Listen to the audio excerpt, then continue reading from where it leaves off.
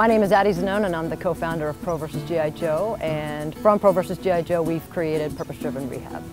Purpose Driven Rehab is a program of Pro vs. G.I. Joe, and it's our tailgating arm.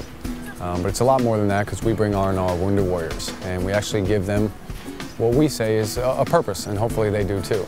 After they come down and actually do what they're supposed to be doing, which is setting up, executing the event, tear down, everything that we would normally do, and they do, and they go home with a paycheck. A lot of our guys are medically retired and they do bring in some money, but this is money that they come out and they actually physically work on and they earn. We're here in Washington, D.C. for another leg of our Purpose Driven Rehab tour. We are here setting up the PDR trailer for the Fitness Expo in the 2 days leading up to the Army 10-miler race.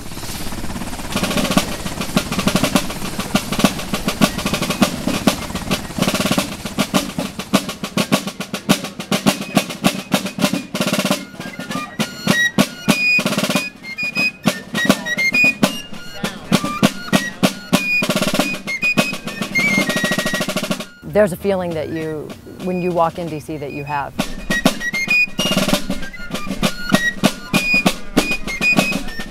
As a soldier myself, I just feel a lot of pride in the Capitol, and I think these guys do too, and they have sacrificed more than most people have.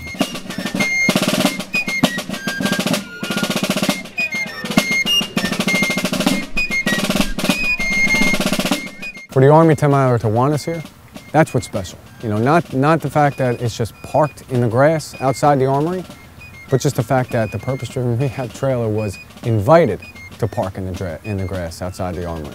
That's what's special. I'm just very proud that we're able to bring the Purpose Driven Rehab trailer here in front of the Capitol for the Army 10-miler and use two guys, soldiers, two of the best that the Army's ever had, to help facilitate this event.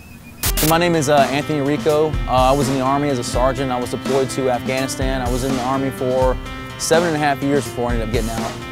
I'm Christopher Toey, served in the U.S. Army and the 82nd Airborne as an airborne infantryman.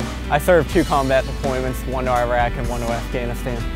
I think these guys are perfect, for this event in particular, because the Army 10-miler celebrates the Army, and it's a chance to really celebrate what the Army is about and what soldiers for years and generations have sacrificed. And I think Toey and Rico are a really good example of the sacrifices soldiers make. And to be able to bring them back here and work an event that celebrates that for Purpose Driven Rehab, and as it helps them in their rehab and recovery, that means a lot to Greg and me. I ended up getting medically discharged for wounds sustained during combat. I've been shot twice. The first time was September 1st. I got shot in the helmet actually, and there's still blood on it, as you can see. And when I got hit, we got ambushed in the mountains. We were just driving through.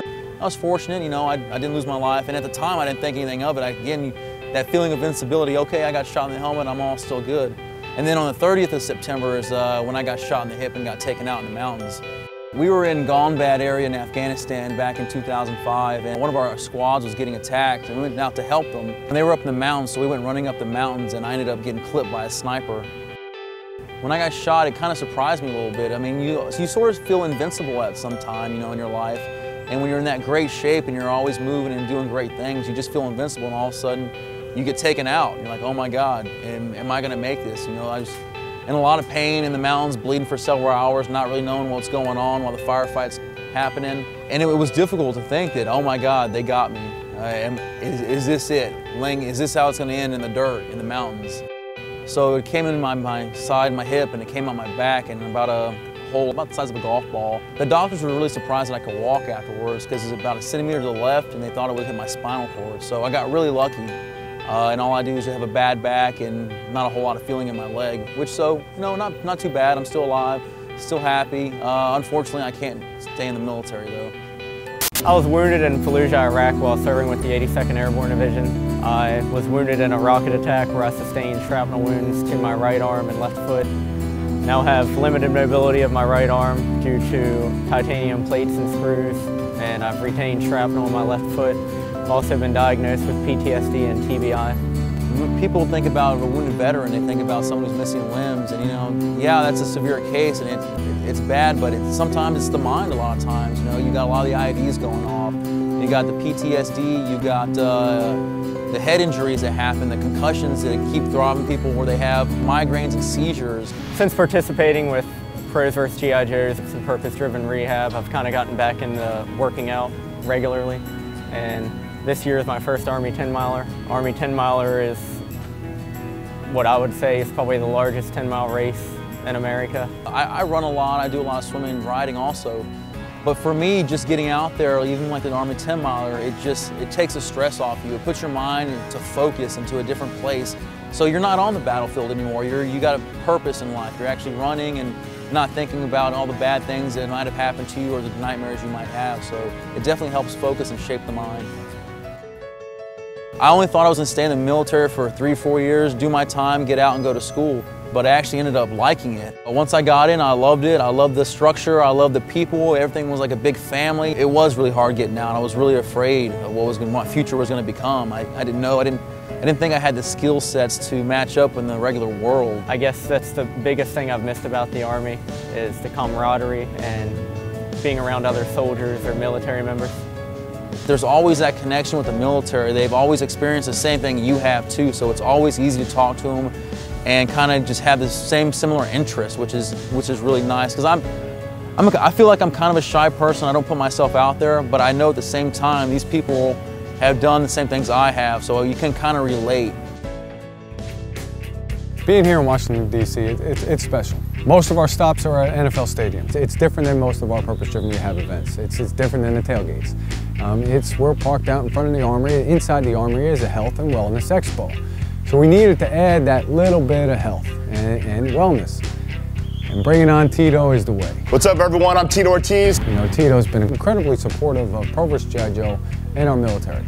So we went to him and we said, Tito, listen, can you make a video with some exercises that we can play on the purpose-driven rehab trailer, and we can bring on all the guys and girls that are running in the Army 10-miler to do some ropes with Tito Ortiz. Outside the purpose-driven rehab trailer, we went and bought ropes. It was the hit, no doubt. Now you take a little break, get your butt in the tricked out RV, play a little Call of Duty. Maybe you're playing against me, you never know. I didn't expect to have this much fun, but I've been yelling at the crowd, getting them to do stuff, working out, coming and seeing the products around here. It's great. I've had a blast. I'm hoarse right now. My throat hurts from talking all day.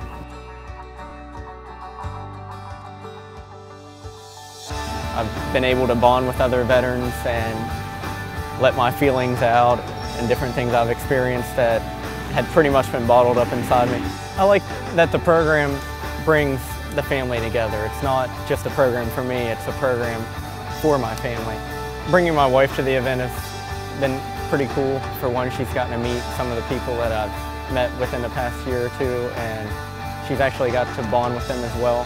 And with the program, I would say it has improved our relationship.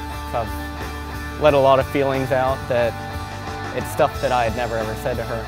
They've just become lifelong friends of ours. Their families mean a lot to us. We know things that are going on in their lives. People with purpose-driven rehab, it's not that they're just friends, they're like family. And if I wanted to, I could call Greg, Joe, and Addie up anytime and just BS about whatever if I wanted to. If I was having a problem with my wife or kids, they're always there for me just like a brother or sister. It's not like, you know, oh, it's an employee relationship. It truly is a friendship and a camaraderie that you build with these people.